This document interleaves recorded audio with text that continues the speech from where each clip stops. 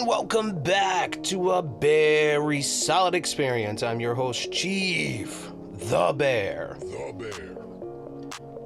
Before we get rolling on today's subject, make sure you like and subscribe to the channel and hit the bell for notifications.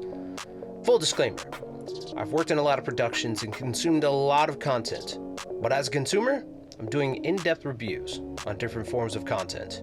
And for the sake of doing it, I enjoy talking about media in today's world, in comparison to yesteryear's.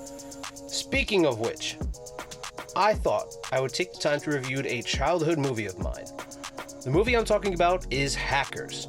If you haven't watched the movie, I will put links in the description so you can watch it. So sit back, relax, and enjoy.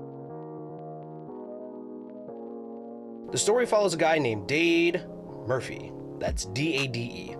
At the age of 11, he shut down 1,507 computers in one day, which is not okay with the US government. He's then sentenced to probation, and he is not allowed to touch a computer until he turns 18. Dade leaves for New York City on his 18th birthday. He winds up finding a group of hackers.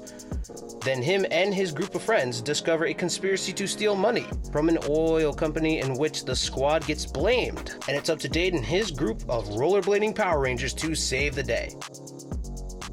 This film really isn't good, but I find it charming. Fun fact, if the movie takes place the same time it was released, that means Dade committed his crime in 1988, back when the internet was still very young. And getting a computer was kind of pricey, due to the fact that computers back then were still starting to become more affordable for the public. A student from Cornell University made the Morris virus that infected 6,000 to approximately 60,000 computers that same year. That means Dade, at the age of 11, was about college level when he committed his crime. Back to the review! They use a template that we've seen before, where a teenager and his group outwit the adults who are experts in their field, but they just get bamboozled anyway.